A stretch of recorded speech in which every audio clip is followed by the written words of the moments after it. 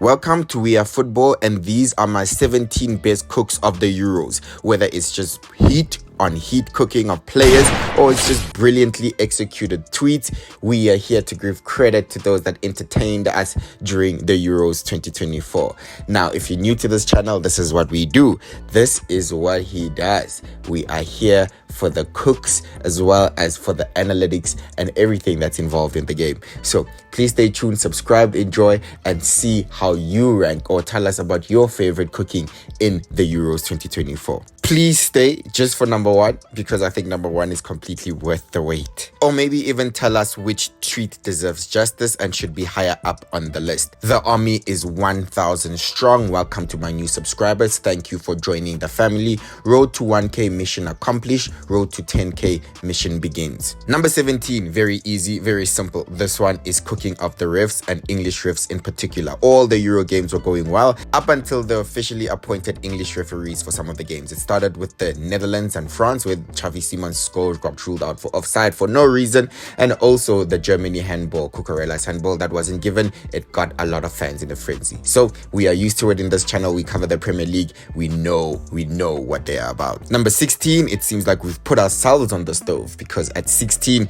we were definitely not doing what Yamal was doing in this Euros. Young player of the tournament, most assists, most chances created, absolutely the stuff of dreams. The question is, what were you doing at 16? Or better yet, for those who are younger than 18 on the channel, what are you going to be doing at 16? There's definitely some motivation for you right there. Get your life in order. Number 15 definitely sees the return of Adolf Hitler. My man could not stand seeing Austria lose to France. For those who didn't know, Hitler was born in Austria and definitely would not take losing to the France in any war very lightly. So looks like my man decided to make a return. Brilliant tweet, just banter. Number 14 is definitely this legendary, brilliant cook by Albanian fans before their group game against Italy. They broke spaghetti right in front of the Italians. We definitely know how sensitive the Italians are about their cooking. They definitely have a rule book of do's and don'ts, and this is definitely in there as a don't. Completely fire. This is top tier banter, a top tier rattle, this one. Moving right along, number 13, and it looks like Arsenal caught a stray.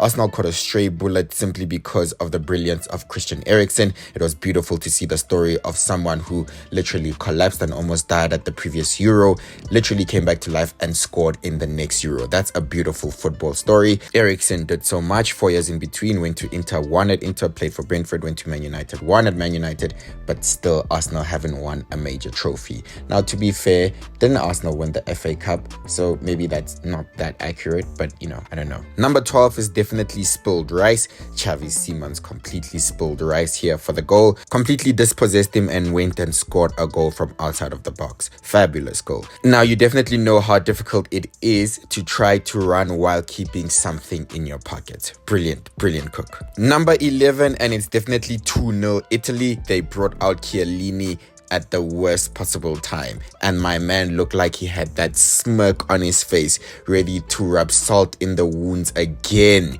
from the pain of English fans and English players. This was worst case scenario. We all knew.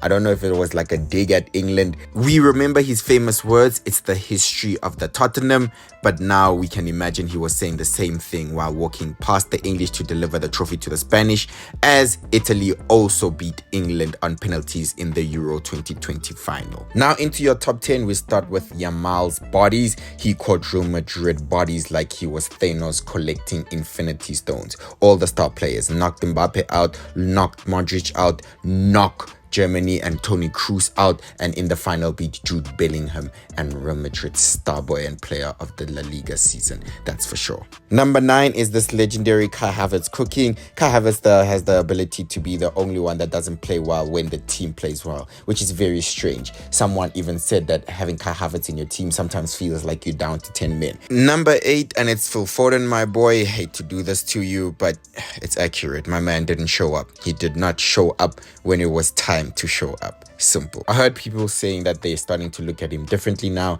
and he definitely should have been dropped for Cole Palmer. I agree with that. Based on form, Cole Palmer was supposed to at least replace him at some point in the tournament. But Philip Foden had his chance and did not deliver. He was unlucky not to at least get a goal, but Number 7 is our boy KSI. He put his suggestion down for how England should play, some lineups and some tactics.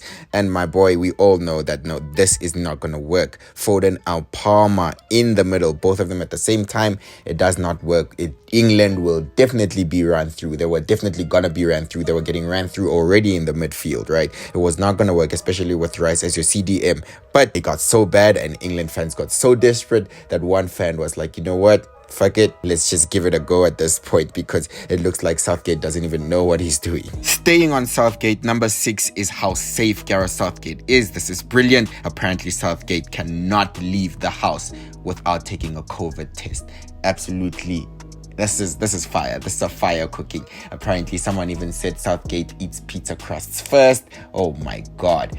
You know, I think Southgate really got the worst of it throughout this tournament. But he got England to another final. Very impressive, and has since resigned. So I don't know if everyone is happy about that, but definitely gave England their best memories. Into your top 5. This actually might be top 5 football tweets of all time.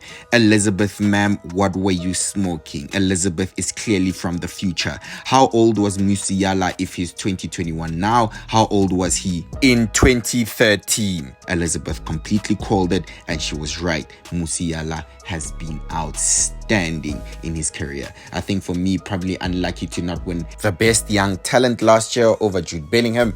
That's personally for me. But come on, Elizabeth, you deserve to go down as an all-timer with this tweet. Number 4, and it's another young talent, Yamal. Basically, he did his speaking on the pitch. Rubier from France in the semi-final said Yamal specifically would have to do more if he wants to play in the final.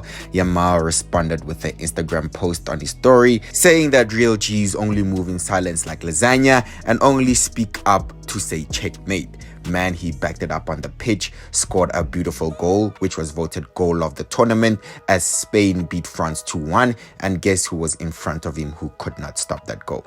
And then after the game, then he said, speak now. See, there's a lesson to be learned there. That's for sure. Top 3, and I have to go with Toney. This was an iconic moment. This was a legendary moment with Toney's penalty. Literally looked dead straight at the keeper, intimidating the keeper instead of the other way around. This is an all-time moment for me in the Euros. It's huge. I think it's a brilliant penalty. This man had 1,000 aura for that penalty. Never seen so much confidence and class at the same time. Brilliant. A top 2 tweet basically for me, easily top 2. This guy said he has a strong feeling in his balls that England will be winning the Euro. But just to give context, this is Lord Varys from Game of Thrones. This is just for those people who don't watch Game of Thrones and want a medal for it. Lord Varys is a eunuch, what they call a eunuch, and that's someone who's had their balls cut off. So basically he doesn't have any. And basically this is what this tweet is saying, that his feeling was so off that we don't know where he got it from. Source, trust me, bro. Brilliant. And finally, for number 1, Lukaku, can anyone argue about this? He got it the worst among all the players, missed so many chances, was unfortunate to have goals disallowed for offside, ruled out for handball, everything, right? But this was a disaster class of a performance yet again, an international performance yet again by Romelu Lukaku. Firstly, he was very crucial to Belgium getting knocked out in the last World Cup, and was also very crucial to Inter losing the final, the Champions League final, to Man City. And looks like he made a comeback, and my man, you guys can have your pick. This guy was roasted way too much. For me, easily wins the best cooking award. He was the most cooked, that's for sure.